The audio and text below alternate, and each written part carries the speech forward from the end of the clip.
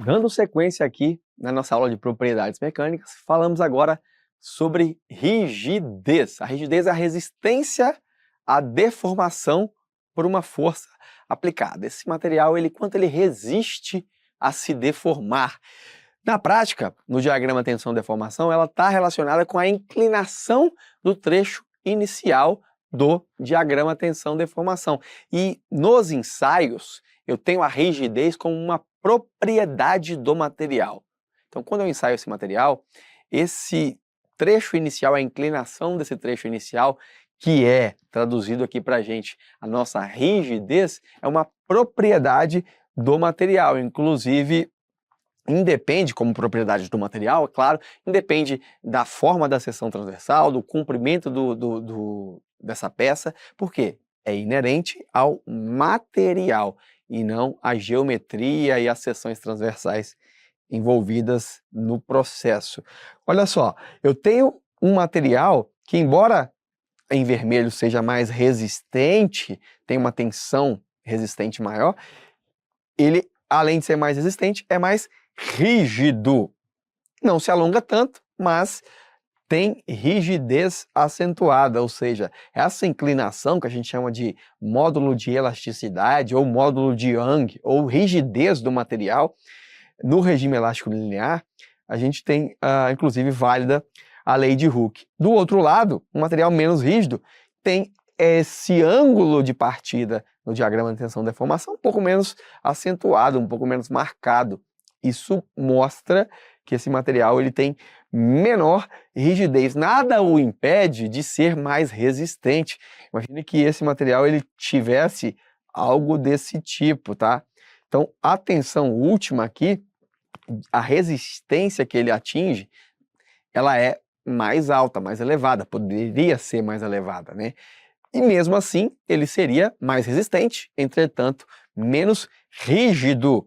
Ou seja, a rigidez do material ela pode ser definida como a resistência do material à deformação elástica, o quanto ele resiste ao sofrer deformações. Cuidado, porque o oposto ali, talvez, de rigidez, fosse, para usar um termo mais adequado, seria, ao invés de rígido, mais flexível, tá? Porque elasticidade e plasticidade são outros conceitos que nós já vimos na aula.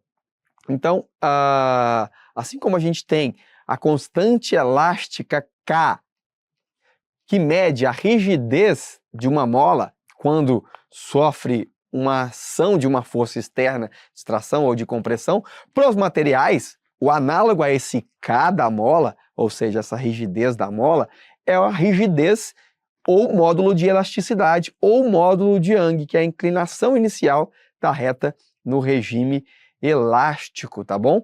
Nesse regime elástico, claro, quando nós temos ali a proporcionalidade entre tensão e deformação, é válida a lei de Hooke, por isso a gente escreve que a tensão é proporcional às deformações e esse material aqui, então, aliás, esse coeficiente ali de proporcionalidade é a nossa rigidez, é o módulo de elasticidade, é o nosso módulo de Young. Dando sequência, vamos resolver uma questãozinha. Quando uma força é aplicada sobre uma mola, ela é capaz de deformar a mola e, consequentemente, a mola produz uma força contrária à força externa, denominada força elástica, tornando-se maior de acordo com a deformação da mola. Ou seja, a distensão de um objeto elástico é diretamente proporcional à força aplicada sobre ele. A afirmativa refere-se a, está falando aqui do quê? Exatamente da lei de Hooke, né? Não estou falando das leis de Newton, nem da teoria de Moore, termodinâmica, nada disso a gente comentou aqui quando a gente fala dos materiais. Então a gente está falando da lei de Hooke.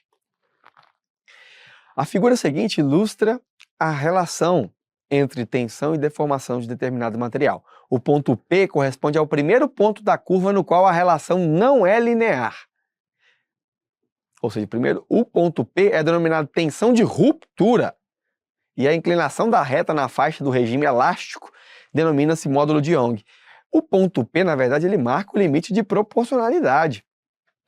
A partir daí, nós temos entre a proporcionalidade e o escoamento um pequeno regime elástico, porém não linear. a partir do ponto P, por isso a questão até atrás, ó. O ponto P corresponde ao primeiro ponto da curva no qual a relação não é linear, ou seja, dali para frente ela não é linear, até ali ela era elástico-linear. Entretanto, o ponto P não marca tensão de ruptura, e sim a tensão limite de proporcionalidade, ou carga limite de proporcionalidade. Portanto, gabarito errado. Falando de propriedades mecânicas, vamos avançar um pouco e falar da fadiga. A fadiga, ela é o quê? Quando o material ele sofre cargas cíclicas, esforços repetitivos, ações dinâmicas, ele é capaz de romper sob tensões que no ensaio normal, no ensaio nas cargas aplicadas lentamente, gradualmente, que é o nosso ensaio casual, que a gente até considera cargas estáticas, né, não cíclicas, ele não teria, ou seja, ele resistiria. A gente rompe a tensões que no ensaio estático seriam tranquilamente resistidas. Vamos lá, ruptura a níveis de tensão inferiores ao obtidos em ensaios estáticos devido à atuação de forças repetidas, de esforços cíclicos. Claro que a gente tem isso em pontes, a gente tem isso em eixos de motores, a gente tem isso em, enfim, ponte rolante, várias cargas onde a gente tem carregamento e descarregamento. O próprio pavimento sofre o efeito da fadiga, né? O asfalto sofre fadiga com a passagem dos veículos. Então, quando a gente trata dos materiais aqui, dos sólidos, a gente vê uma curva padrão, que é essa curva SN, né? O S representaria a tensão e o N o número de ciclos, que quanto mais ciclos eu tenho, aqui seria o S e o N, quanto mais ciclos eu tenho, o meu material se rompe a tensões inferiores. E o resultado está aí. A gente começa a ter, claro que para a engenharia mecânica isso é mais relevante, até pelo próprio comportamento das estruturas que eles dimensionam, mas aqui a gente tem o início da fadiga, a nucleação, propagação dessa fratura e depois a fratura súbita do restante, da área remanescente. A gente consegue ver essas ondas aqui, ó, bem marcadas, esse avanço da ruptura no material até uma ruptura súbita, abrupta, a níveis de tensão, repito, inferiores aos que o material resistiria aos ensaios convencionais. Vamos para uma questão aqui na tela. A ruptura de materiais estruturais com níveis de tensão bem inferiores ao de sua resistência máxima devido a esforços cíclicos repetitivos é denominada fadiga. Acabamos de ver. Fluência. Agora, vamos lá. Cuidado para não confundir fluência com fadiga. A fluência está relacionada à deformação permanente. A fadiga a gente já falou, ruptura a níveis de tensão inferiores. A fluência são deformações permanentes que dependem do tempo e ocorrem nos materiais submetidos a uma carga constante. Então, enquanto a gente nos ensaios faz um carregamento estático e esse material na prática ele é submetido a ações cíclicas e pode se romper para níveis de tensões inferiores, no caso da fadiga, aqui quando a gente faz uma carga, um carregamento estático, avalia a deformação causada naquele ensaio, na verdade, como o material ele é num espaço de tempo reduzido, o ensaio acontece quase que em um instante, a gente consegue ver a deformação imediata, a deformação elástica. Entretanto, se nós conseguíssemos fazer o monitoramento daquele material, quando submetido àquele esforço, mas agora a níveis de tensão, não, desculpa, ao mesmo nível de esforço, mas a um tempo maior, a gente veria uma deformação devido ao fenômeno de fluência. Esse gráfico ele mostra mais ou menos isso daí, olha. Quando a gente carrega o material, ele tem uma deformação inicial. A partir daí, quando caminhamos ao longo do tempo, esse material ele continua sofrendo uma deformação essa causada pela fluência. Então a deformação total ao longo do tempo vai ser a deformação elástica imediata, mas a deformação causada pela fluência. E veja que depois, se a gente retira o carregamento, então essa força P que entrou, quando ela é retirada, eu tenho uma devolução instantânea de deformação, porque é a parte da deformação elástica que imediatamente é devolvida quando cessam-se os esforços, mas ficou ali uma deformação residual, uma deformação plástica da fluência, que pode ser ali recuperada em partes, quando a gente consegue ver aqui, mas ainda fica uma deformação ali permanente causada por essa fluência, ou seja, por essa deformação plástica que ocorreu ao longo do tempo. Então, resumindo, carreguei o material, ele sofreu uma deformação elástica, imediata. Mantive a carga, ele começa, sobre o mesmo nível de tensão, começa a ter deformações adicionais plásticas. Essas deformações, quando eu retiro o carregamento, elas não são imediatamente devolvidas, a gente restitui as deformações elásticas, as plásticas se mantêm, mas há um nível de recuperação sim ao longo do tempo também, que faz com que aquela deformação plástica, parte dela seja devolvida, depois de aliviados os esforços, claro, mas sempre vai haver uma deformação permanente ali causada pela fluência. Então a fluência está associada às deformações permanentes ao longo do tempo ali, no regime, eu poderia dizer, deformações plásticas, tá? Que ficam ali no material. Vamos ver uma questão da CESP que aborda esse tema. Com relação ao projeto de estruturas de concreto, julgue os itens seguintes. Fluência são as deformações que ocorrem em peças de concreto ao longo do tempo sob carga constante. Exatamente, falamos sobre isso. A fluência, que consiste na deformação lenta que acontece nos materiais devido à ação de cargas permanentes de longa duração, é normalmente um fenômeno indesejável que diminui a vida útil de um material. Perfeito!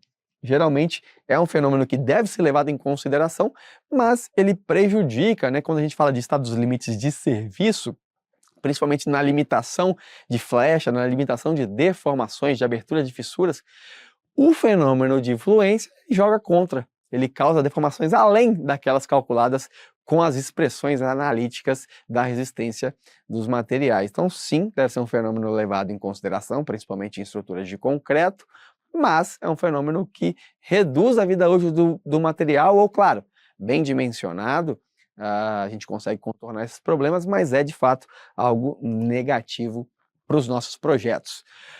Finalmente, falamos agora da dureza.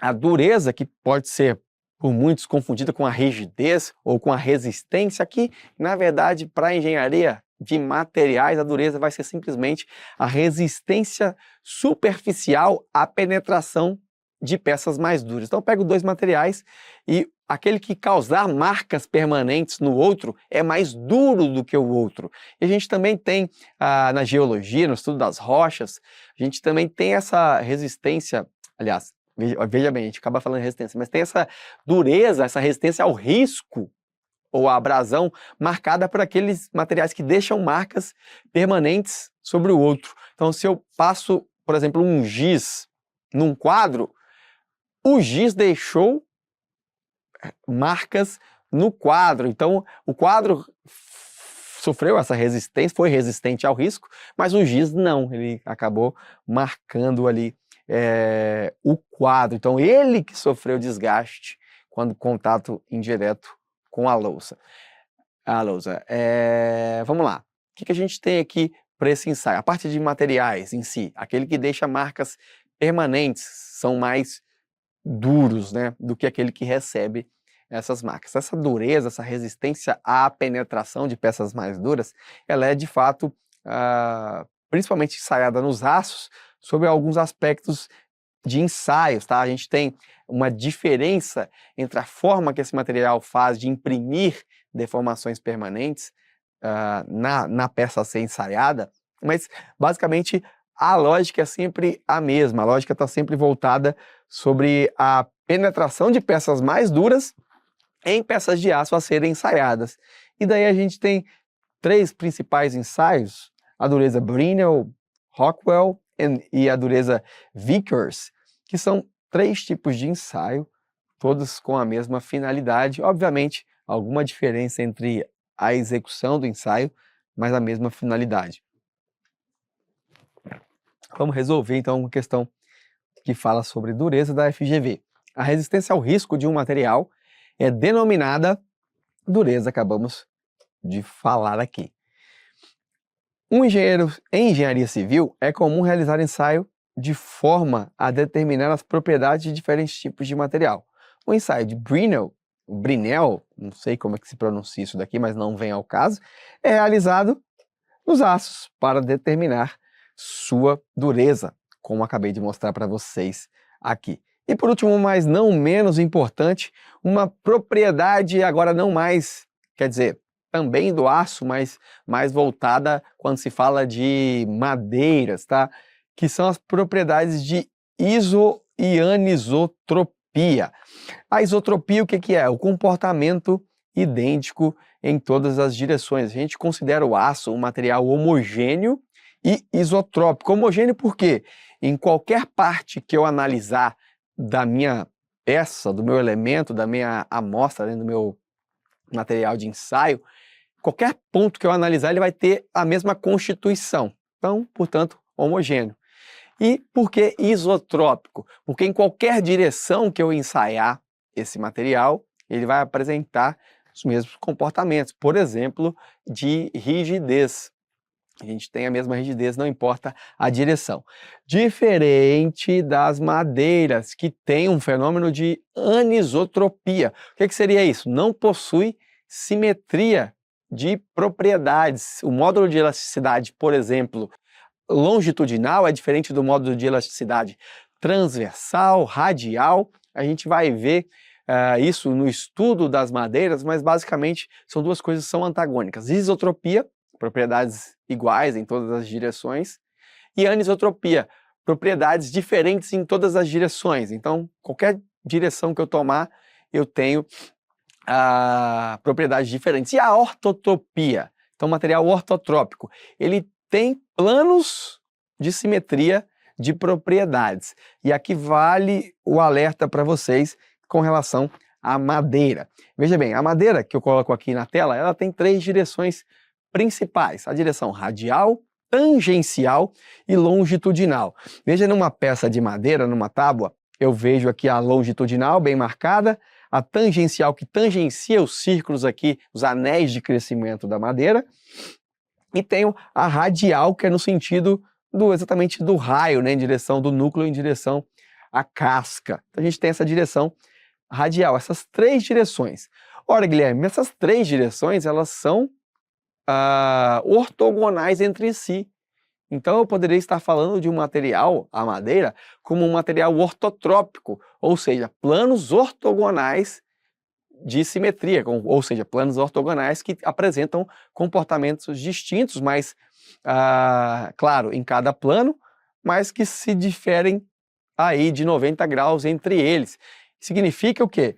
Que se eu pego aqui um outro plano, eu teria um outro comportamento. Se eu tenho um outro comportamento que não é da longitudinal, não é da tangencial e não é da radial, então esse material ele é anisotrópico, ele não possui simetria de propriedade.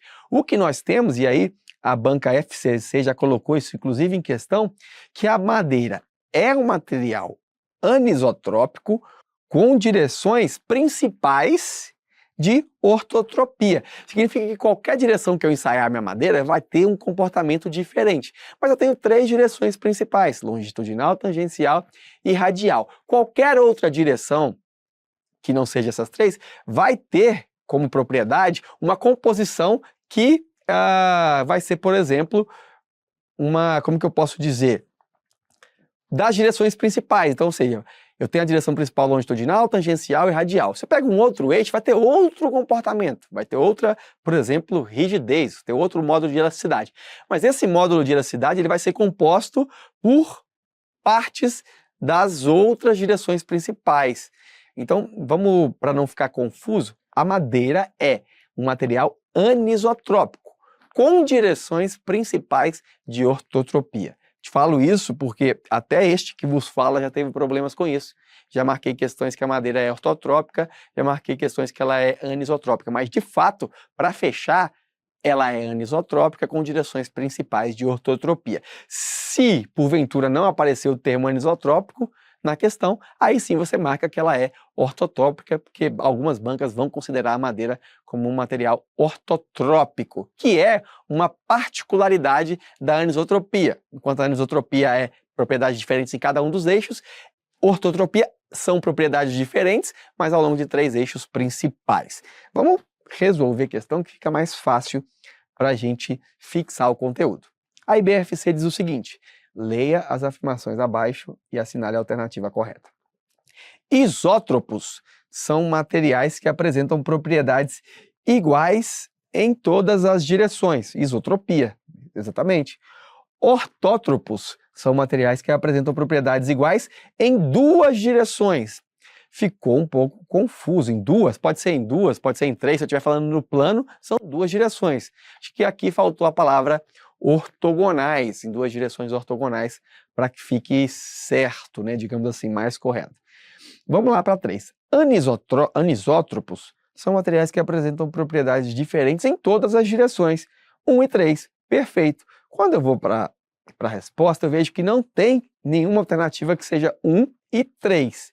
Ou é 1, ou é 2, ou é 3, ou são todas, ou não são nenhuma delas. Portanto, por 1 e 3 estar correto, a melhor opção de resposta, gabarito letra D. Embora não concorde plenamente com essa questão de falar que propriedades iguais em duas direções. Pelo menos poderia mencionar que são duas direções ortogonais, direções perpendiculares entre si, que é o caso, por exemplo, dos compósitos, aqueles compósitos de matriz, que tem uma matriz plástica reforçada com fibras de carbono. Então, se eu pego algum plástico e eu reforço fibras de carbono, em uma direção, a direção longitudinal, ele vai ter algumas propriedades. Na direção transversal, onde a fibra ali de carbono ou fibra de vidro não vai agir, ele tem outro comportamento. Então eu peguei, por exemplo, um material que era isotrópico e transformei ele em um material ortotrópico, que vai ter ali direções com comportamentos diferentes. Mais uma questão, vamos dar uma olhadinha aqui. Avalie as afirmações que seguem com base no tema resistência dos materiais. Material ortótropo é um material com características simétricas relativamente a 3 planos ortogonais. Agora sim ficou legal, agora sim ficou perfeito, correto? O material monotrópico tem comportamento isotrópico no plano perpendicular à direção de monotropia. Opa, não falei sobre monotropia. Não falei exatamente porque isso eu só vi nessa questão, mas vamos pular.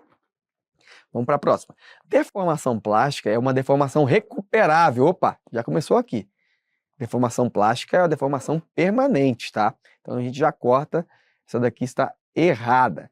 Eliminando da letra o item 3, a gente tem que ou é somente 2 ou é 1 e 2. Como eu sei que 1 está correto, eu também afirmo, concluo que 2 também deve estar. E aí o material monotrópico é um material com características simétricas relativamente a planos paralelos e a planos perpendiculares a algum eixo. Constitui aí uma direção de monotropia do material. Fica aí esse conceito adicional que não tem grande relevância, confesso. Vamos então, gabarito letra A. Questão da FCC. A madeira, por possuir diferentes propriedades em relação aos diversos planos de simetria ou direções perpendiculares entre si, não havendo simetria de propriedade em torno de qualquer eixo. Opa, não havendo simetria em torno de qualquer eixo. Então é um material anisotrópico. Veja que nem apareceu a opção ortotrópico dentre as alternativas. Já na FEPESE, uma questão bem parecida que fala sobre a madeira e que conclui: não há simetria de propriedades em torno de qualquer eixo. Por esse motivo, pode-se dizer que a madeira é um material anisotrópico. Veja, anisotrópico, embora ortotrópico seja uma das alternativas. Mas a própria questão falou: não há simetria de propriedade em torno de qualquer eixo. Por isso, anisotropia deve ser o gabarito correto. Olha que a própria FEPESE também apresentou o gabarito de anisotrópico e vem nessa próxima questão, a mesma banca, dizer o seguinte: um ponto importante a ser considerado quando a utilização da madeira em estruturas é o fato de se tratar de um material, aí você vai procurar, anisotrópico, isotrópico, estereotômico, ortotrópico, estereométrico, xilotrópico. Opa, cadê o anisotrópico? Não está aqui. Por isso, qual é a melhor opção de resposta? Ortotrópico, ou seja, com comportamentos diferentes em relação à direção de crescimento das fibras, o que consequentemente traduz diferentes propriedades em relação aos diversos planos ou direções perpendiculares entre si. Então a questão fez questão de marcar essa palavra perpendiculares entre si. Por isso, gabarito então, letra C. Essa foi a nossa aula sobre propriedades mecânicas dos materiais. Espero que vocês tenham gostado e principalmente aprendido para não errar na hora da prova. Valeu? Sem vacilar. Bora estudar.